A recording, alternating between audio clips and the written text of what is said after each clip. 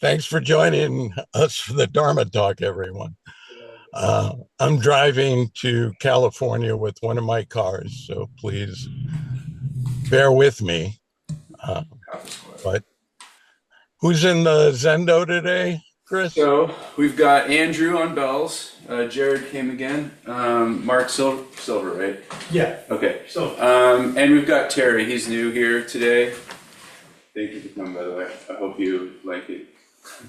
And I saw someone named Evan. I'm not sure if that's a repeat or if that's also another new person over Zoom. Okay. Well, greetings.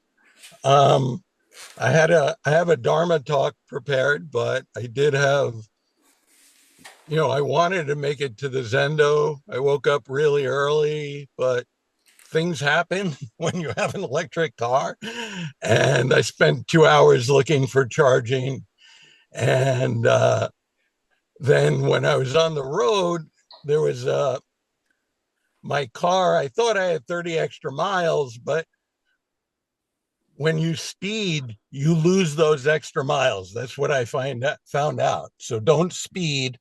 So I started freaking out, like, because I was going to actually go negative on my miles. And so I started to panic a little bit. And I was like, oh my God, I'm going to have to be towed on the side of the 15 freeway, blah, blah, blah. But I took a breath and I recalculated the numbers. And I said, if I slow down, I think I could do this. So I slowed down and I did it and I stopped panicking. So my talk's a little bit about just being in the moment and what's possible within that moment. So good morning. Um, I want to begin today with two questions. Can you extend the spaciousness of your heart to your mind and your mind to your heart and to all things? Can you live from the truth that there is no separation, that your heart opens the mind and your mind returns to the heart? And in that interbeing, we are one mind. So this is not some lofty mystical idea. It's our lived reality. When we drop the stories, the concepts, and the walls we build around ourselves, we build around our awareness. This is possible. So 17 years ago, my sister Jody said something to me that changed the course of my life. She told me that if you do not open your heart, your relationship with Donna will not work out. Now, at the time, I didn't fully understand her path. Jody was a spiritual teacher, but she was also my sister. And like many siblings, I didn't always see her, that is, truly see her while she was here. So 10 years have passed since she left this world. And in that time, her words have deepened in my heart like a koan, a riddle I didn't know I was living. So in Buddhism, we speak of interdependent co-origination. That's all things arise from conditions and all things are connected. And that's the world of form. But what happens when we release our grip on form? What happens when we fall beneath appearances into emptiness? Not as a void, but as an open field where our heart and mind can meet, where consciousness simply is undivided.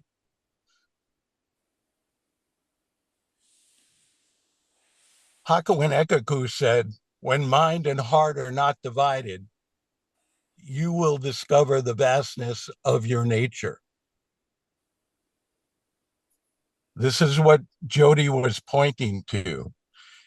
It's what was so hard to receive because it cannot be grasped intellectually. Love, intimacy, presence, these aren't things we gain through effort. They arise when we let go. So, how do we do that? How do we let go of the conditions that separate us from this moment? Like this moment right now, like giving a Dharma talk in a Walmart parking lot while I'm charging my car. So it's simple. It's not easy, but it's simple. We begin with this breath. We begin with this body and this cushion. We begin by exercising the full heart, breathing into it and not resisting it. We do not get there through striving. We get there by falling backwards into ourselves, by letting go of the idea that there's somewhere else to be or something else to do. There's just this. Zen Quan, the third Zen patriarch, said, "The great way is not difficult for those who have no preferences. When love and hate are absent, everything becomes clear and undisguised." So drop the picking and choosing, drop the pushing and pulling, drop the me and you, the this and that. There is only this. And this includes everything.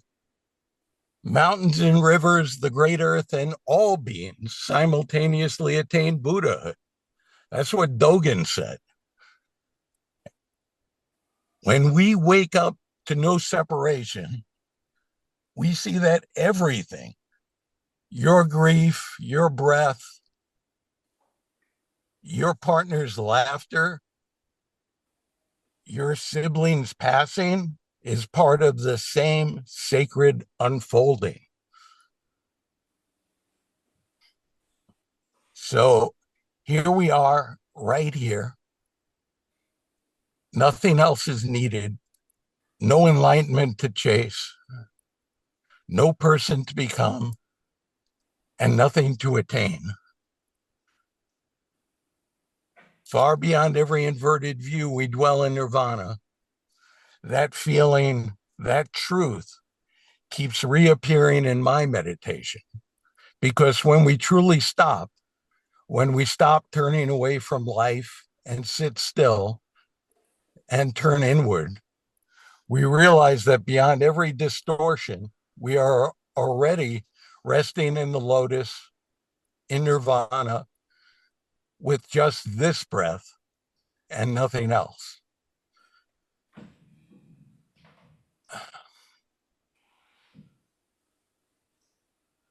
So let me close with these words.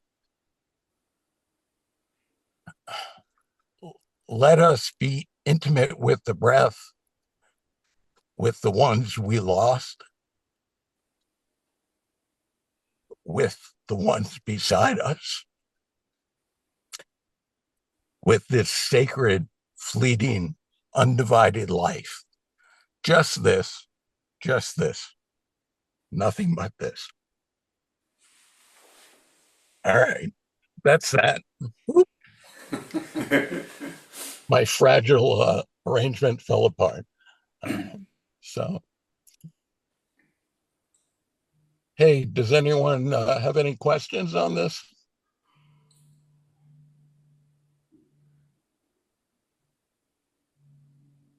John? Thank you so much. That was great, especially under your circumstances. And as the owner of 3 electric vehicles, I fully embrace and understand your anxiety.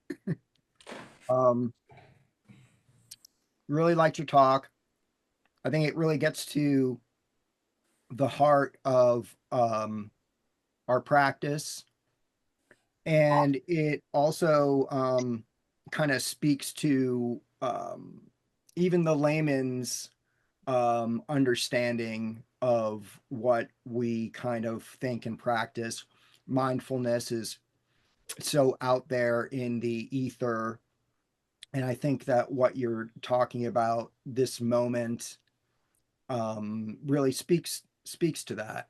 And I think it's so important for us to understand that this moment is every moment.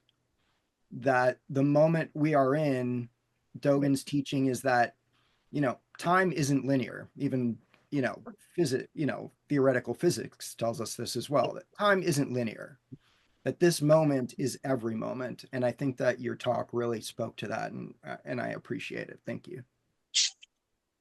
Thank you. And, it goes near and far because, the Dharma is deep, but truthfully, when I was driving and having road rage and anxiety, uh, didn't mean anything in that moment.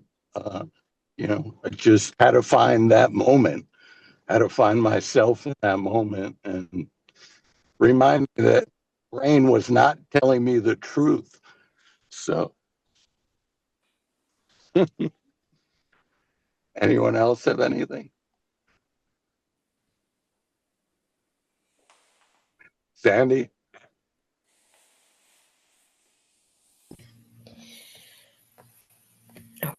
Can you hear me, Spencer? I can. Oh, good. I just wanted to thank you so much. I enjoyed your talk very much. And it struck a lot of things going on in my life. So thank you. Well, that means a lot. Thank you, Sandy. Matt? Okay.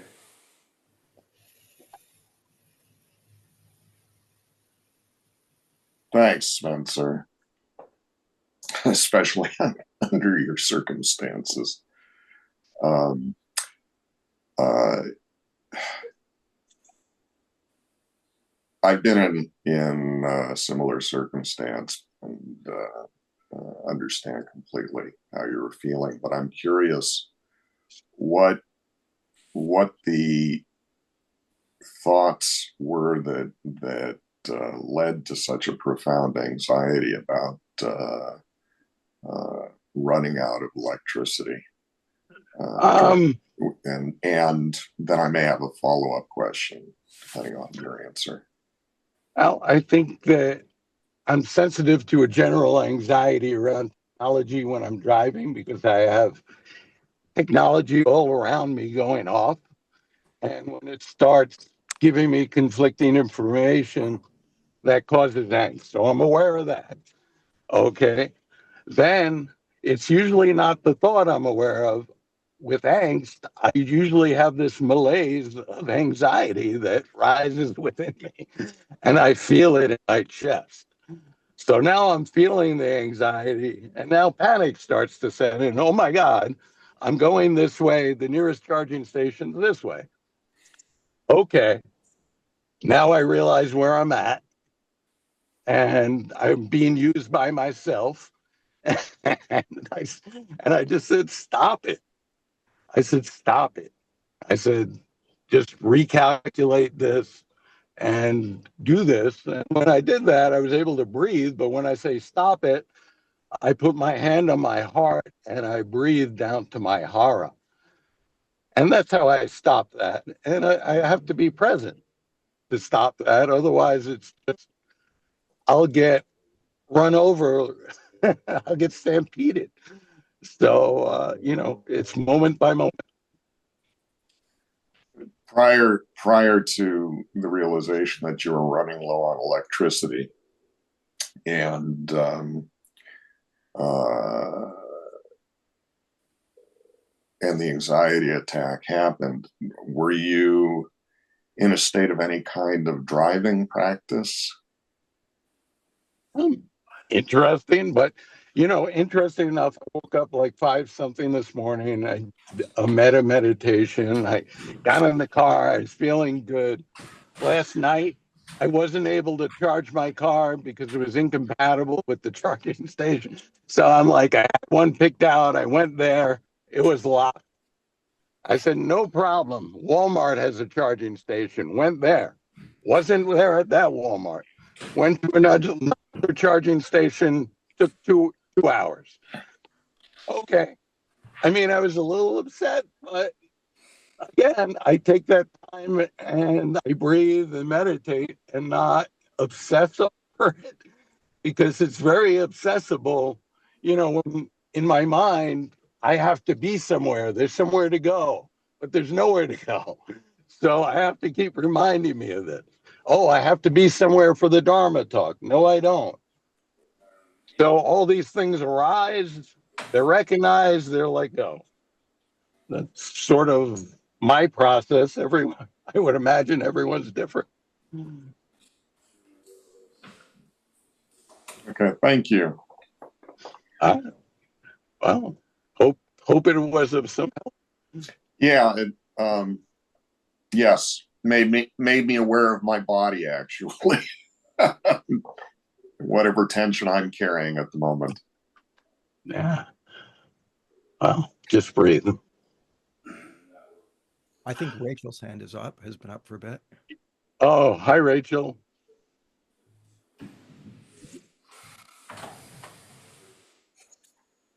Hi, how are you?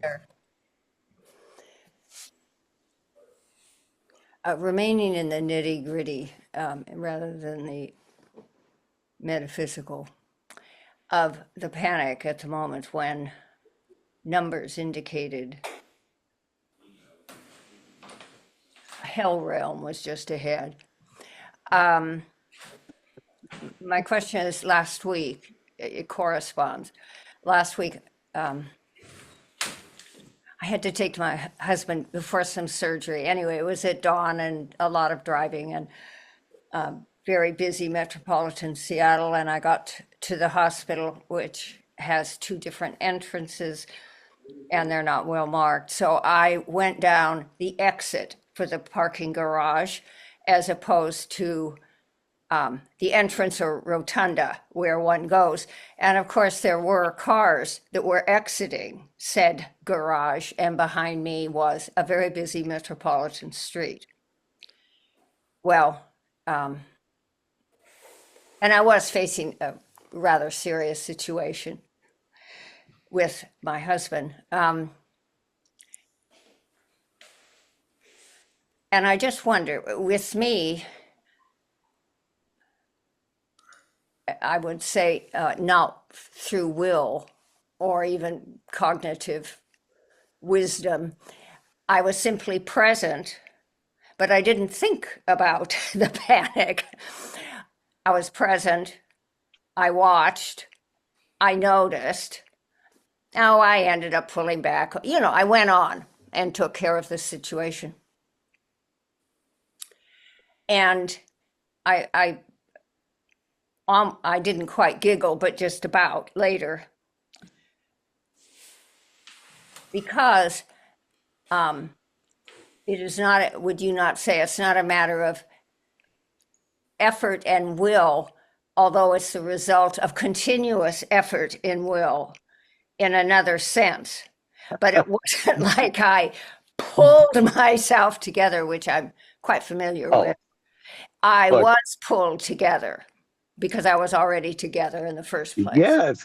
Yes, because you have a practice. You have a sustained practice. And look, how many times don't we come together in these situations and then we have that negative dialogue? I should have done this, and we can't be kind to ourselves about it. You know, that's what happened. Yeah. It's just like, oh, I should have done this. Oh, you're so this. And that's the payoff to the small mind. And through your practice, you don't get there. They don't get paid off. There's no, the house doesn't pay out. You're just there. There's no dopamine released either way. And, and that's the practice. It's like, okay, this is happening. Luckily, I'm able to catch it at the last moment. That's how I felt before it becomes like the next tier of whatever, of emotion or feeling that I have to reconcile. And then, you parse it out. And when you parse it out, it becomes nothing, because you see it was just a thought based in nothing. But you saw the how of what you needed to do, not, what was going on with the situation, which was very tense. And that's practice. And we come in and out of that state. I think it's not like we're, at least for me, I'm not in a constant equanimous state. Everyone knows me. That's not the case. But, but I think it's what we do when we're human, and we just come back to ourselves, and we come back to our Buddha nature, and we come back to the heart, and we come back to this consciousness and that peace. And if we could do that, if we have struck, you know, uh, our stake in that piece of consciousness and peace in the moment, we could get back to it as a reference. And that's the beauty of it. And that's what you did. So thank you. Spencer, what's wonderful is not caring about the payoff, although a payoff's always nice. I think the payoff for me is not telling myself something negative. So that's good. Mike, I saved you for last because you're usually first. So.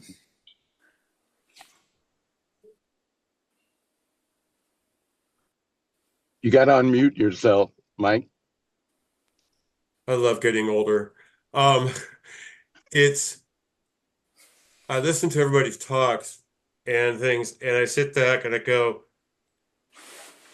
you have to appreciate these events that happen in your life that help you reaffirm your practice. As frustrating as they are, oh my God, trying to avoid freaking out about your battery going low on your car and stuff, or the stresses that everybody goes through. When I go through them, I kind of look at it and go, because I'm almost glad of the experience. And I know it sounds crazy, but it forces me to reaffirm my practice. And it forces me to realize, okay, you're in control of how you respond to this situation. And without these events, we wouldn't have that ability to re-strengthen our practice and to reaffirm that. And yes, I'd much rather not go through these things, but since life is suffering, it's a teacher as well. It's so easy when you go through these things to give into it and become, I hate to say a victim of it, but a victim of, and through mindfulness, you could own it. And once you own it, it goes away because you have that ownership of this moment. And you know what? There's agency in that. And in this world, that's important. Thank you. Thank you. Hey, Spencer. Yeah. I am raising my physical hand rather than my digital hand. Okay. And if you already addressed this in your talk, I'm sorry if it didn't stick. But I wanted to ask you about what happened after your sister told you that you needed to open your heart. Did you open your heart? What was that experience like? Oh. How did it come about? Wow. Well, that's a whole other Dharma talk. Because it actually goes back about 15 years before that to when my daughter was born, and I felt my first heart opening of my life, and I knew I had to get divorced. So that's a whole other story. And then 15 years after that, my sister told me that I still needed to do more work. So obviously I didn't really respond to what was being required of me. So,